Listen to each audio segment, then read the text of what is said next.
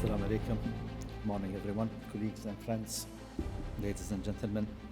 Honestly, it's an honor to be with you today on the Maritime Standard Tanker Conference. And they made it difficult for me either to go with the note I have or I go freestyler, but I'll try to have a mix of this and that.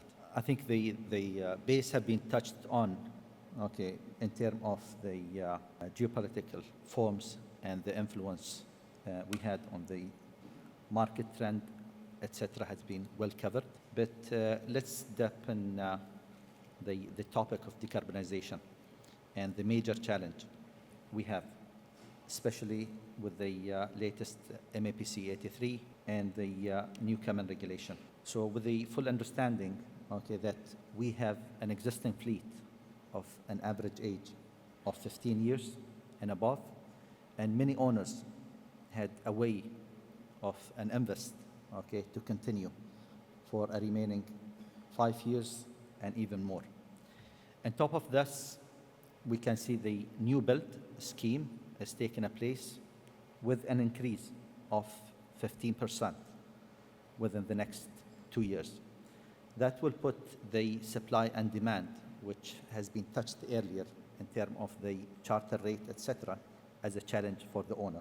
But still, there is a commitment we have toward the environment and commitment to the regulatory to deliver the net zero. So decarbonization is a major landscape to the maritime industry, which we are not quite familiar with.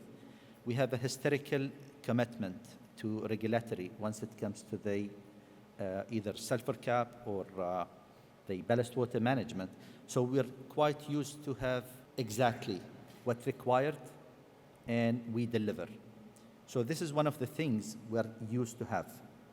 But today with the decarbonization, it's a long-term commitment where you have to strike the balance. We have to strike the balance between the commercial viability and our day-to-day ongoing business, plus ensuring that we are committing to the regulatory and toward the environment. So how would the owner, that's one of the major questions, how would the owner strike the right balance between them? And without setting the roadmap, a clear roadmap, to ensure that your commitment is coming with the existing fleet, which we have, and our future fleet, which we are planning to have. If we start with the easiest bet of fleet renewal, today we're looking at the yards and how busy they are, plus the price hiking, and many other decisions has to be made within your scope, choosing the yards, which is the equipment.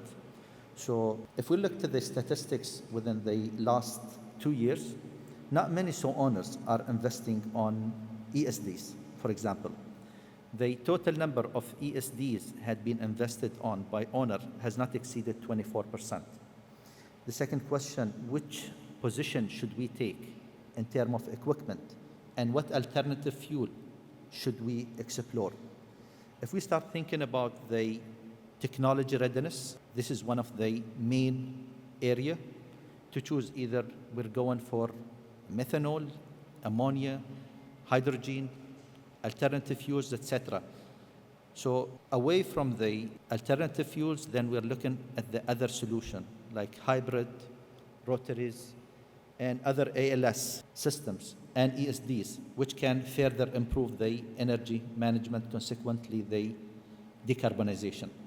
So many of those will set the question that, again, planning, landscaping of owners has to take a place. It's not going to be a plug-and-play answer.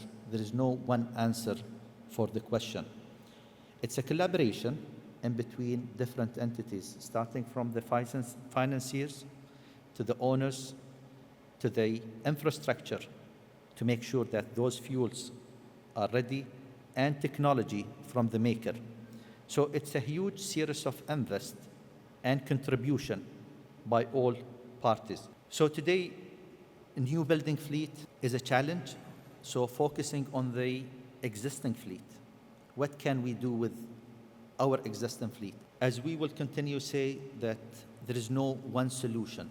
It's a mix between different technologies that we need to ensure that many of them had been piloted to pave for our future transition.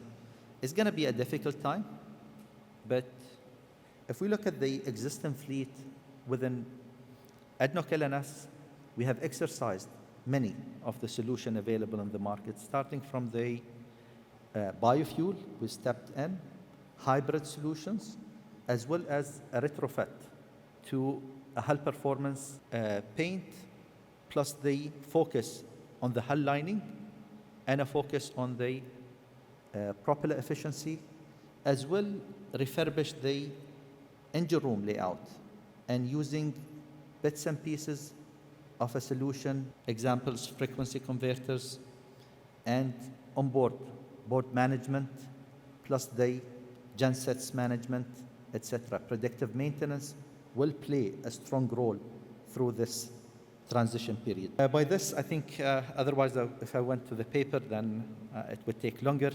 I wanted to focus on the technical bit, at least, since majority of the areas has been covered, and very much appreciated, everyone.